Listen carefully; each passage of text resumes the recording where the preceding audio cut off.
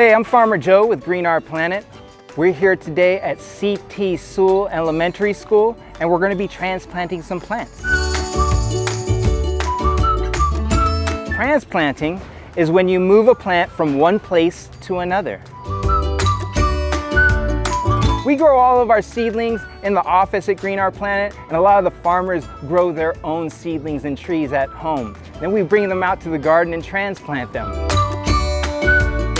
It's spring right now, so right now is the time to get your transplants in the ground so they can grow and bloom before the summer gets too hot and kills them all. When we sow seeds, we don't know which seeds are going to sprout up and which aren't.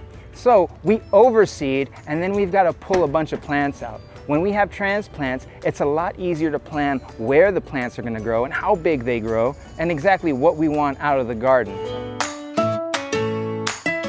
We've got some tips and tricks to show you guys how to make sure that your transplants survive transplanting them into the garden. So come on in and check it out. Today we're going to be transplanting gazanias, all right, beautiful flowers. And man, one thing you want to make sure when you're transplanting plants, you want to make sure that you always choose a plant that's healthy. So that plant has a nice, well, it has a good start to its life. We want to make sure that it's healthy and it's not going to get sick when we put it in the ground. Plant looks healthy to me, and the way we really tell a plant's health is we look at the roots. Now, when we look at the roots, we want to make sure that we have not dark colored roots. These roots are very light, they're white colored, and they're not encircling the root ball. If the roots encircle the root ball, then as they grow, well, they can get big and choke the circulatory system of the roots. So we don't want that to happen. It looks like we're good. We're not encircling the root ball here.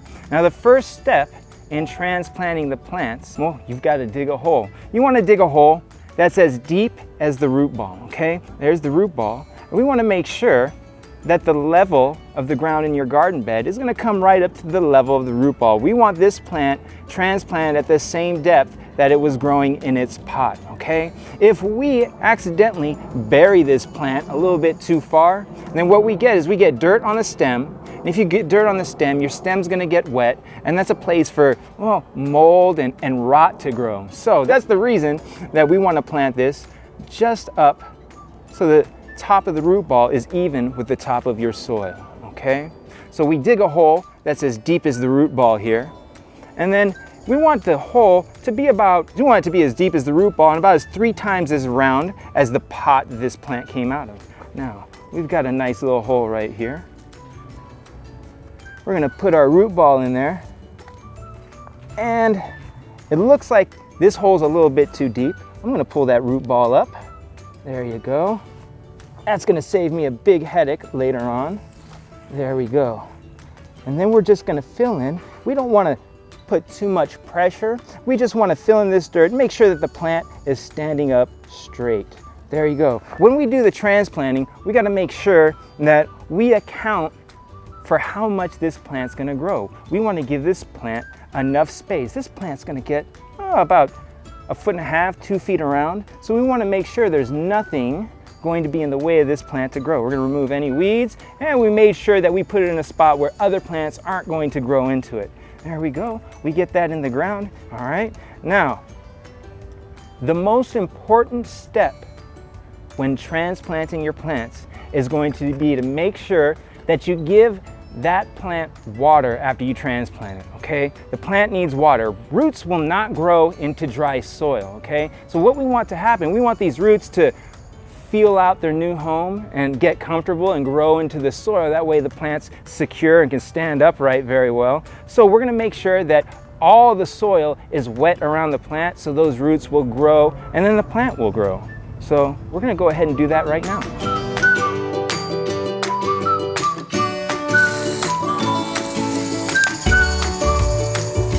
So we're gonna go ahead, we're gonna water, they call it watering in your transplant. That just means we're gonna give it some water. So we don't want to give it a real full blast of the hose because, man, this plant is not very secure. It doesn't have an extensive root system, so we don't want to blow it over with too much water. We don't want to give it too much water. We don't want to put the fire hose on the plant. we just want to give it a good soaking so those roots know that all the soil around it has plenty of water, and that's a good place for them to be growing. All right, so there we go. They should have the message right about now. So we'll go ahead and shut the water off. There you go.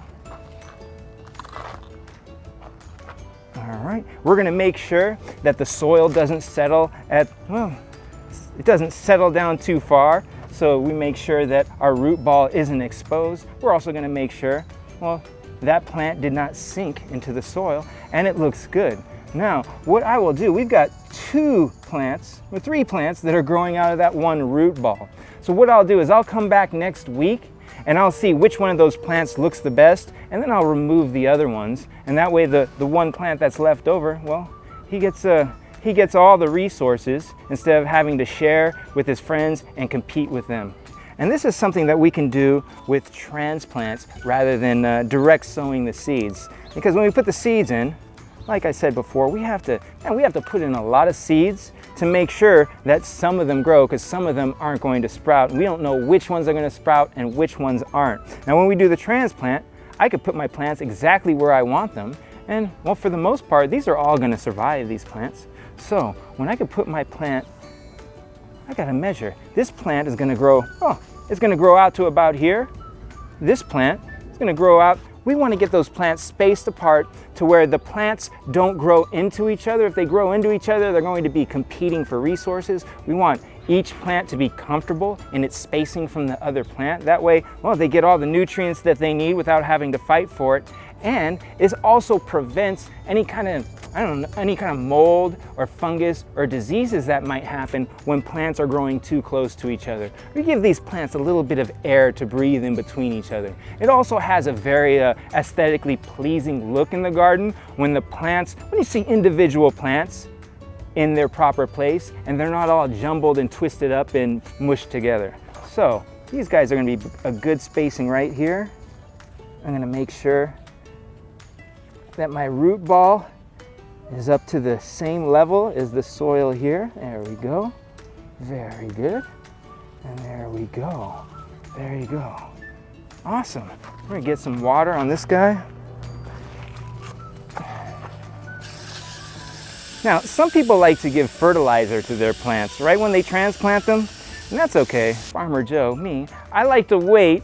I like to wait to give them fertilizer until they've had a little bit of time to acclimate to their environment. It's a very traumatic process to transplant a plant. The roots are getting pulled out from where they were. They don't like it. They're very unhappy. So rather than put them through like a surgery, a trauma, and then try to force feed them a bunch of stuff, we're just gonna go ahead and let them get used to their environment, grow the roots, and then we'll come back and feed them next week.